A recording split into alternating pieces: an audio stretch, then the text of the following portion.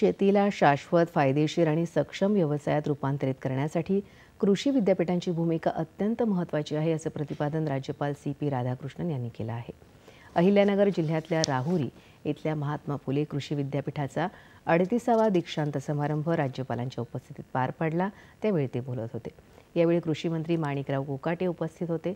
विद्यार्थी केवळ पदवीधर होणार नाही, तर भारतीय कृषी क्षेत्राचे भविष्य असणार आहेत, असं सांगत आपलं ज्ञान प्रत्यक्षात उतरवून कृषी क्षेत्राच्या विकासासाठी योगदान द्या, असं आवाहन राज्यपालांनी केलं.